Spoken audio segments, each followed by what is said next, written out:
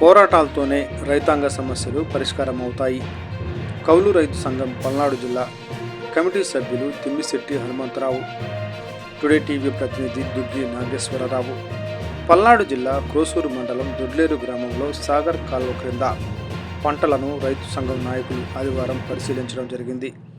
ఈ సందర్భంగా కౌలు రైతు సంఘం పల్నాడు జిల్లా కమిటీ సభ్యులు తిమ్మిశెట్టి హనుమంతరావు మాట్లాడుతూ సాగర్ కెనాల్లోని చింతపల్లి మేజర్ కాలువకు నీరందించాలని గత 3 రోజుల క్రితం దొడ్లేరులో రైతు సంఘం ఆధ్వర్యంలో రైతాంగం చేసిన పోరాటం వలన అధికారులు నీటిని విడుదల చేయడం జరిగిందని, ఈ విషయమై రైతులు హర్షం వ్యక్తం చేయడం జరుగుతుందని అన్నారు. ఈ సందర్భంగా సాగర్ కెనాల్ ఇరిగేషన్ ఏఈ గారితో టి హనుమంతరావు మాట్లాడుతూ, ఈ చింతపల్లి సాగర్ కాలువకు కేటాయించబడిన నీటి సామర్థ్యం ప్రకారం క్రింది స్థాయి అధికారుల పర్యవేక్షణతో కాలువ చివర భూముల వరకు పంటలకు నీరందించే విధంగా పర్యవేక్షించాలని కోరారు.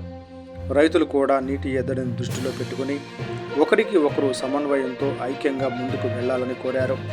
రైతు సంఘం ఆధ్వర్యంలో గతంలో దొడ్లేరు గ్రామంలో ఎన్నో రైతాంగ పోరాటాలు జరిగాయని, అందులో భాగంగానే రైతాంగం కలిసి ఐక్యంగా చేసిన పోరాటాల వలనే వరి ధాన్యం కొనుగోలులో జరిగిన అవకతవకల వలన నష్టపోయిన రైతులు విషయంలో కానీ, దొడ్లేరు సిజిజిబి బ్యాంకులో బంగారం కోల్పోయిన రైతులకు నష్టపరిహారం అందించడంలో కానీ, ఇప్పుడు పంట ఎండిపోతున్న రైతులకు సరైన సందర్భంలో నీటిని అందించే విషయంలో కానీ రైతులకు న్యాయం జరిగిందని అన్నారు.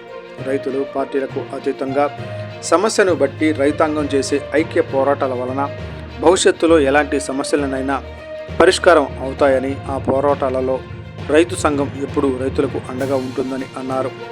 ఈ కార్యక్రమంలో పడాల రామకోటేశ్వరరావు, షేక్ మస్తాన్, యామర్తి రాజారావు, తోట శ్రీనివాసరావు, జుడుగు నరసింహారావు, ఆవుల లక్ష్మీరెడ్డి, కొడవటి ఆంధ్రయ్య, సుఖమంచి ముసలయ్య తదితరులు